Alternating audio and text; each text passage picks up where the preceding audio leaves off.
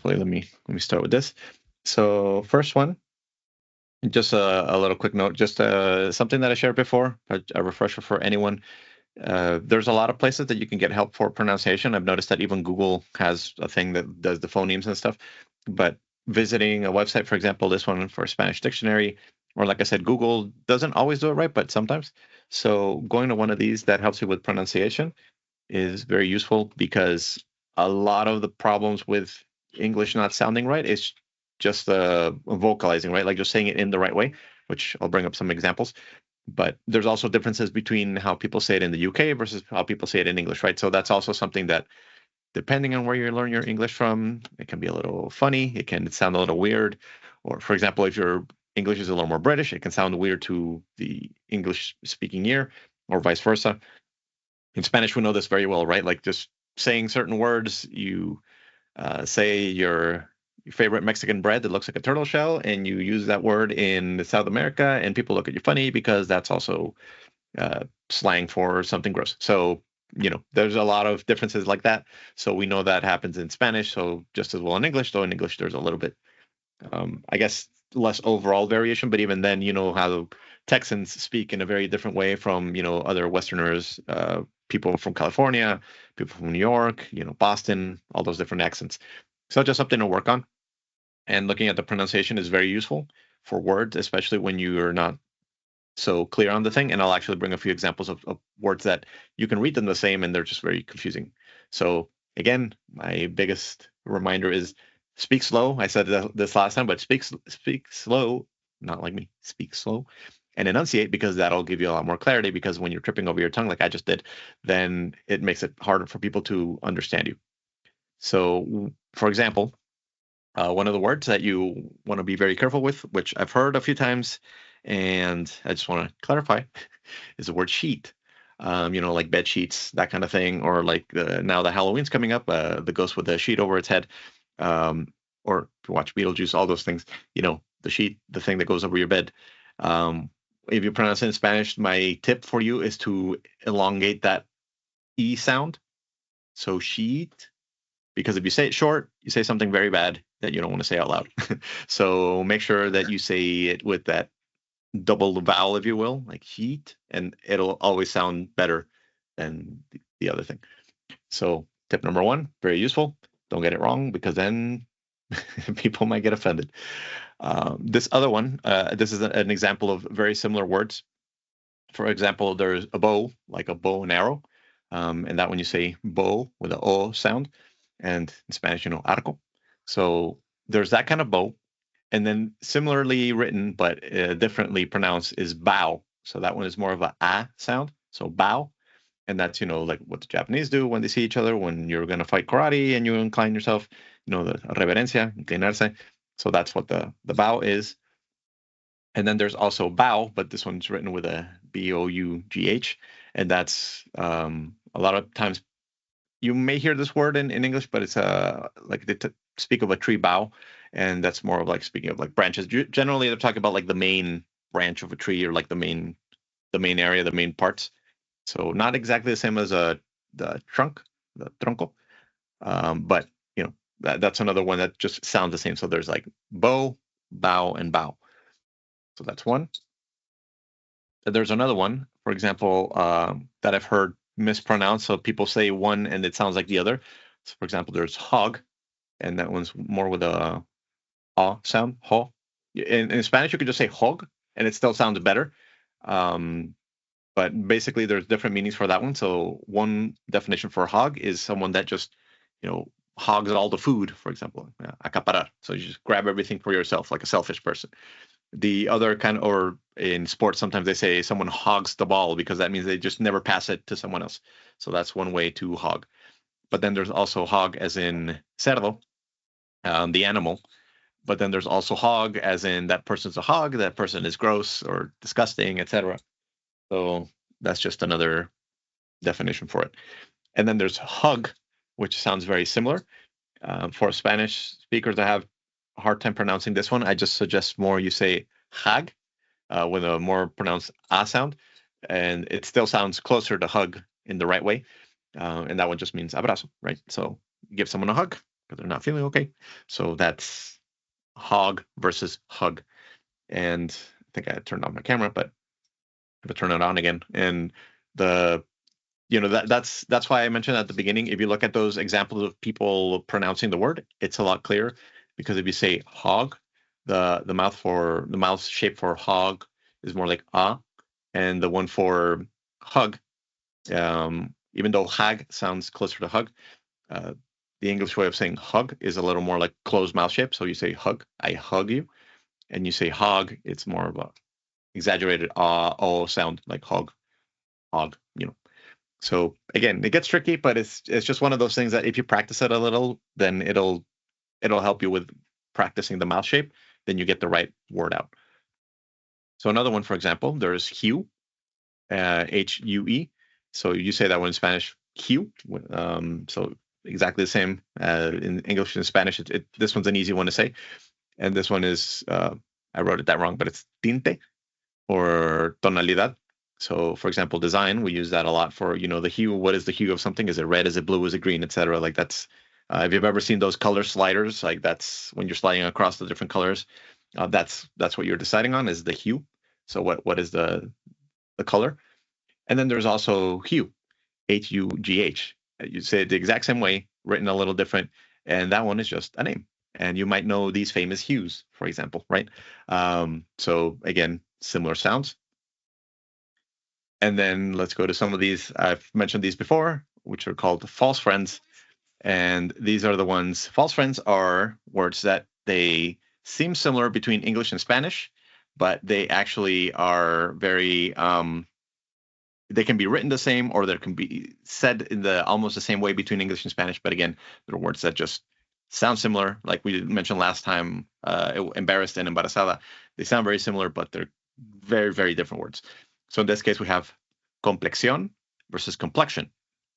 And they sound similar, and I've heard it used in similar ways. And sometimes, I can get mixed up myself. But in English, when you talk about someone's complexion, you're talking about their face, tez, cutis. So you're talking about their face.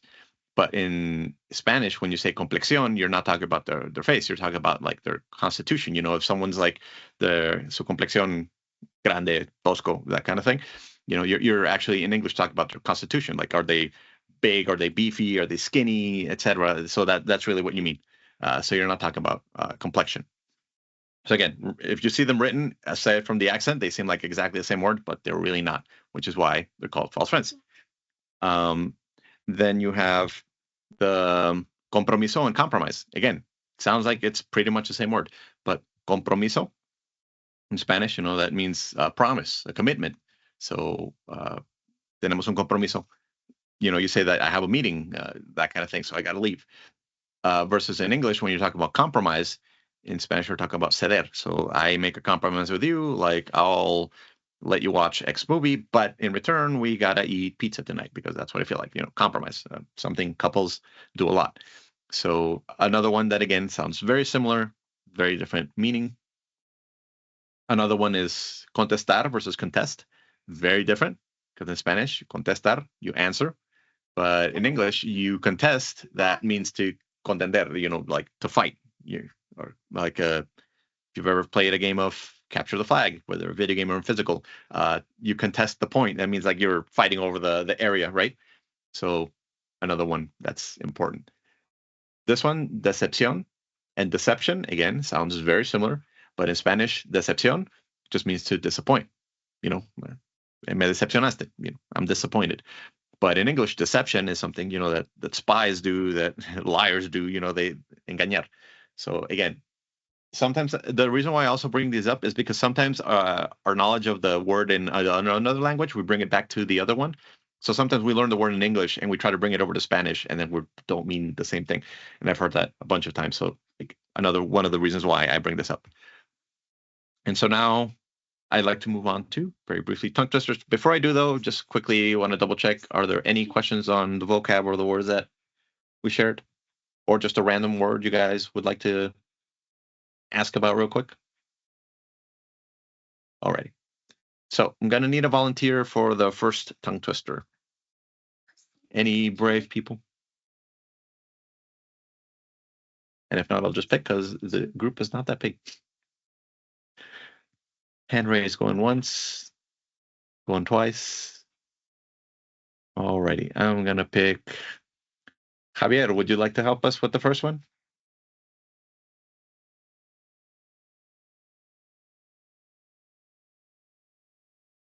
Javier?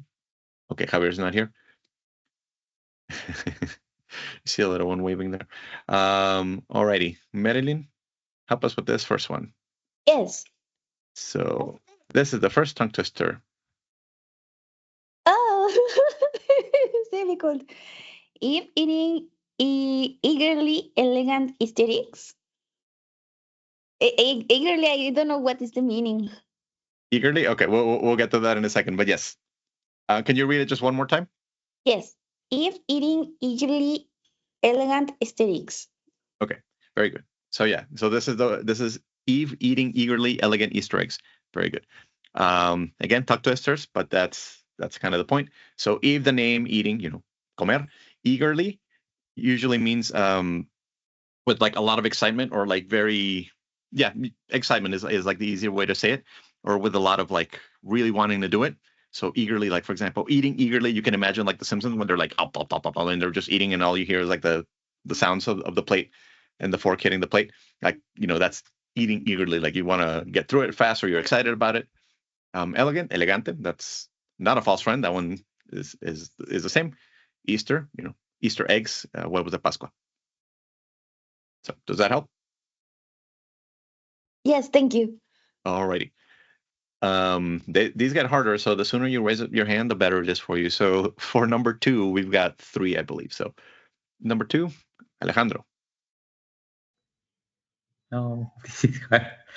Uh, but the butter Betty bought was bitter. No, desde el principio. Uh-huh. Betty bought a bit of butter, but the butter Betty bought was bitter. So Betty bought a better butter, and it was better than the butter Betty bought before. Very good. Can you try it one more time a little bit faster? Betty bought a bit of butter, but the butter Betty bought was bitter. So Betty bought a better butter, and it was better butter than the butter Betty bought before. Very good. All right. Any questions on the words used here? Nope, not so far. All right. From anyone else? All right. So very good.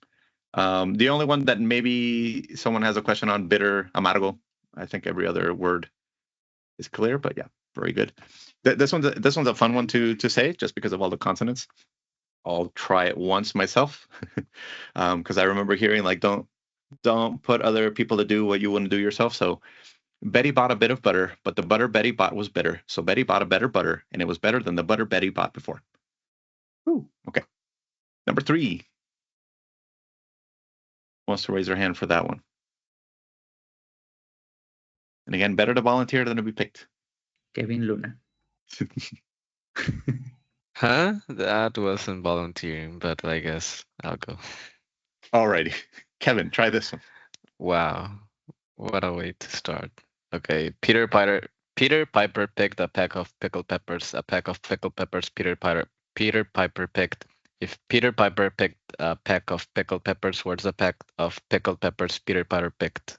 Wow, that's a bit tricky. Very good.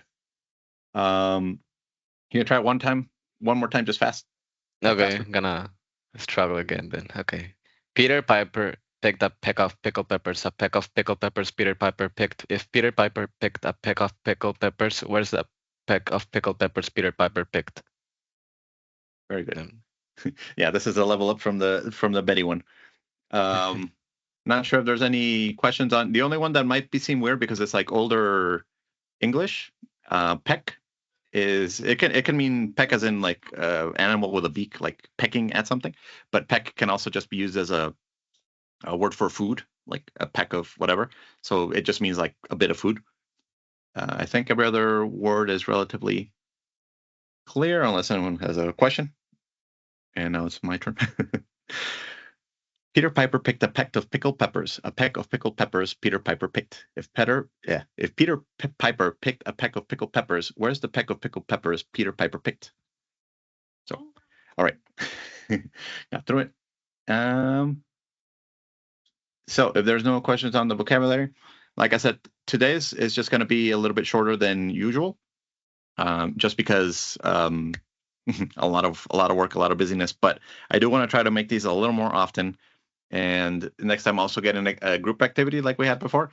But I didn't want to just skip on the English call because it was requested, so I just wanted to get through to it. But thank you. And the other thing, like I mentioned, that I want to try to do a little bit more next time, not just the tongue twisters and pick on people, but I do want to try to think of other activities that I can help you all practice your English, because that's the most important part. Is you just need to use it. Just speak it, mess up, get your tongue twisted, and try again and just get it right. That's just my suggestion, because you can get all the head knowledge you can, but until you use it, that's really what's going to help you with your English.